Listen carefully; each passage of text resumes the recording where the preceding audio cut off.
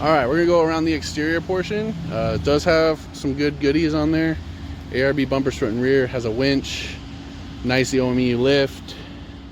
All of it's done tastefully. Like, these are well installed, not cheap knockoffs, really good stuff.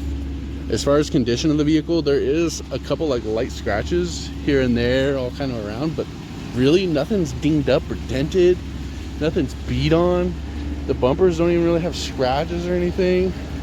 There's no pinstriping from trees. So it looks really good. You can see like here, this door got a little folded there. But that's literally it. Everything else looks really good on this. So I did find, I believe, on the passenger here, walk with me, on these door jambs, looks like you got some cracks. Let that focus. Cracks in the seams here, and then there is some like paint line rough edges here. So I'm not sure if these fenders have been touched up or blended or what that was about.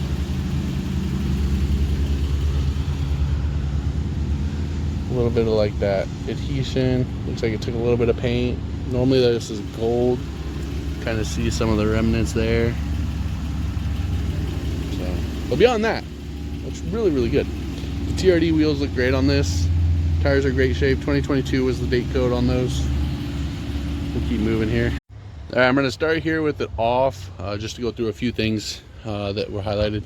So belts and hoses, looks like they all replaced. Radiator looks newer. Some residue here, it's that foam got ripped off that's normally there. Did catch my eye, so I looked up twice. Everything for the winch is wired in over here. There's no controller in the vehicle. I looked in the glove box and everything. It looks really new. It is cable, not fabric or synthetic strand. And it says it's a 9500 and it's a rough country. All right. Air filter, everything looks really good in there. Fluids look really, really good on this thing. Here's your charcoal canister. I know you want to make sure this bad boy was smog ready for Cali. EGR system, this pipe valve and everything. Brake fluid, I did note that is too dark for me. It's a sign of it doing its job, right? Brake fluid over time will absorb moisture out of the system. That's what it's designed to do. Over time, that darkness is moisture exposure. So I usually say, you know, every 3 years, flush that out. Now, you did have some concerns about leaks. Now you can see like on the runners here, where there was some buildup, they cleaned it off pretty good. The detail guys don't have like a great eye for stuff like that sometimes.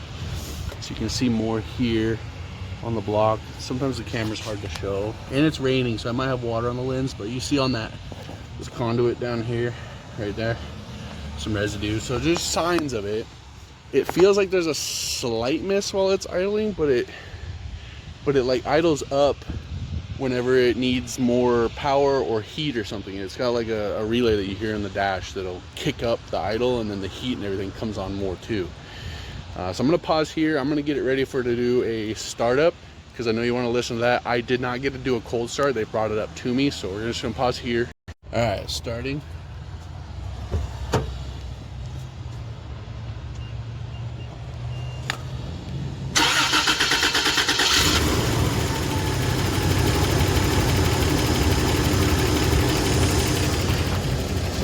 Starts up pretty good. It drives pretty good. It's just no power in this thing.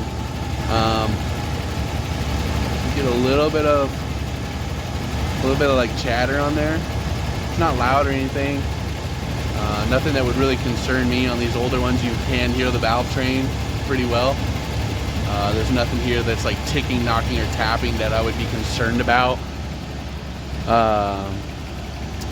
Pretty left alone engine bay, honestly. Like even the battery, or not the battery, there's like a little duct here to like shoot air into that area, which is really cool. Like a lot of this stuff gets taken off of these.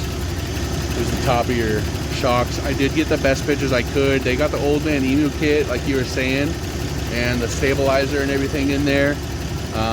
Track bars and all those kind of bars all look pretty factory. We'll touch more on that in the emission or the undercarriage part there. But it does look like they were in here cleaning up pretty good. You can see, like I said, newer hoses, belts.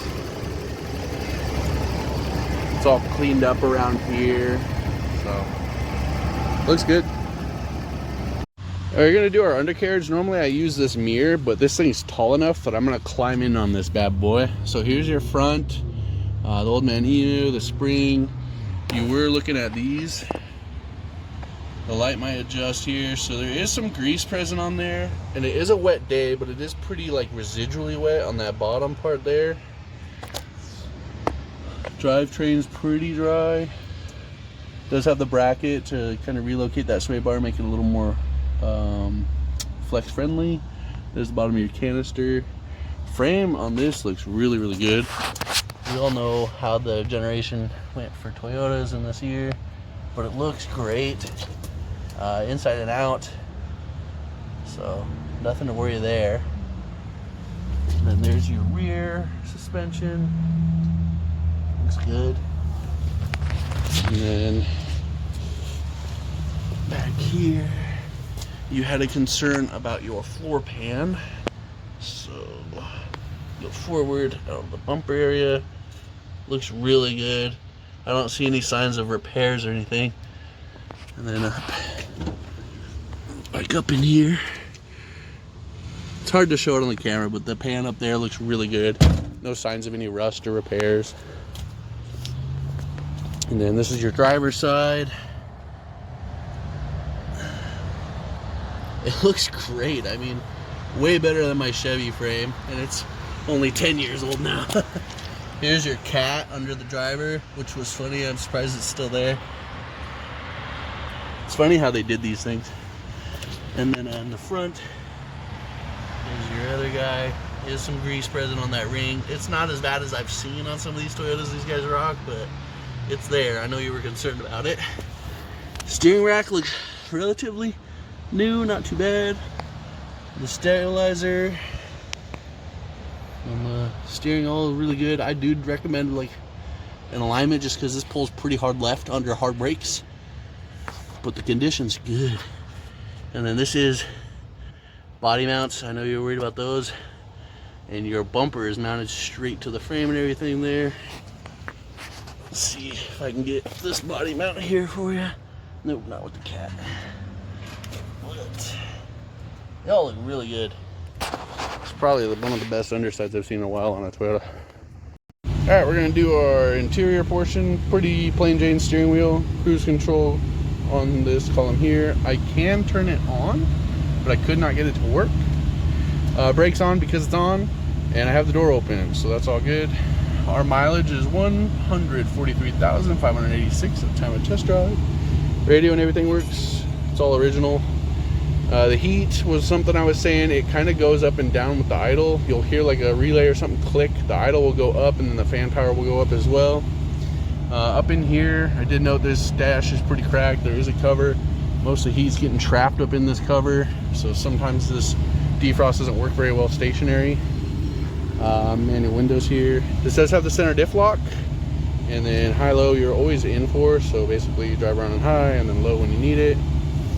And then I did go to a dirt lot to use this just because of how tight these can be, and it works pretty well. You can tell between the high and the low and like how much it tears into the gravel when you turn tightly. I didn't get any kind of binding or throwback as well when I was turning tightly, so that's good. We're gonna pause here, and then I'm gonna go from the outside in. All right, we're on the driver's side. So these do have all-weather mats in the car. Carpets are pretty much mint. Seats are also really, really good condition. This is the main thing. It looks like a dog had its way with this bad boy. But everything else, like there's some minor scratches on the plastics and stuff, but really good shape beyond there. Seats are in good shape. More weather mats here. Seatbelts are good. Headliner looks really good on this thing. Sunroof is a bit slow for my taste. It did need some assistance closing after I opened it all the way. And then door card on the passenger side is good. Looks great. The inside of this is mint. for something that's like outfitted to be off-roaded, or sorry, to be whatever it was outfitted for, it doesn't look like it did it much. It's just like equipped without need.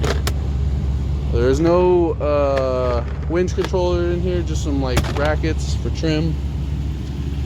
So, and then this seatbelt, I was saying it looks like it's been repaired again. Like there's a seam here and then like a seam right there. So, and then you can't retract it because it gets stuck up in that. So, not too bad. All right, so normally we have this all opened up.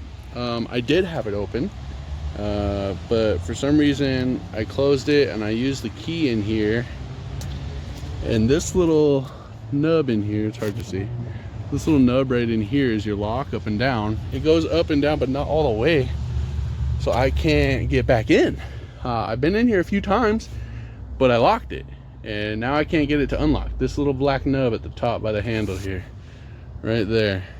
It's up, and I hit this button, goes up, lock. See, it's barely moving. So I don't know if me trying to use the lock with the key or something just set it off a little bit, because now I can't get it. I don't have any pliers. I don't really feel like pulling on plastic. This all opened up perfectly fine. Has this nice carrier. Used to have third row, spare jack and everything's in there. And then you got a swinging hinge spare on this bumper. It does have a damper, so it opens up and closes really nicely. But I can't get it open again. I had this open, but I cannot get it open again. So sorry about that one. First year of the OBD was in 1996. Some of these you have OBD1 access, but I don't find a port here. So we're gonna move on from this part. All right, I always like to try and make this thing look alive for the last bit here. Everything on the front works here. The lights look great.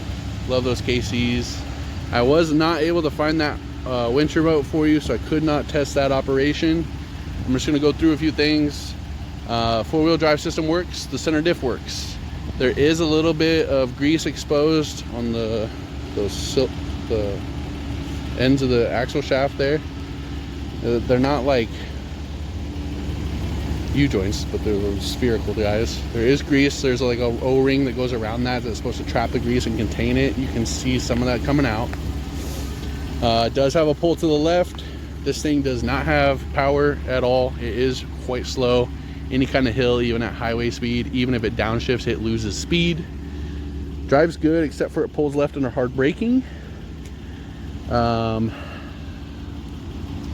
Stationary, when it was cold, it was almost impossible to turn the wheel, but once it warmed up, that changed. It is quite a cold day here, so everything was pretty wet, but it looks like at the end of the T-case, like where the output is, to the rear drive line, a little bit wet there, but it looks like they were under there and cleaned up a lot of stuff. You can see like residual where the dirt and everything gunks up on the skid plates. Towards the back here, right in that area, but it's everything in front of it's been cleaned and touched up. We'll look in here on the side. You can see like all this stuff has been cleaned up, touched up, worked on. So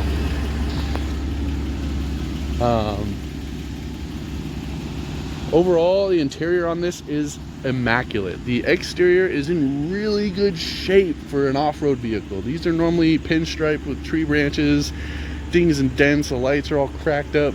This looks good. Looks great condition. It does have some concerns. The heater kind of bogs out, and then this will kick a relay, idles up, and everything kind of comes back to life, it seems. So something to keep an eye on. And then I did notice this bend in the door there. It's on the exterior portion. And then this liftgate, I used the key to test the lock under here on the windshield wiper to see like if it worked.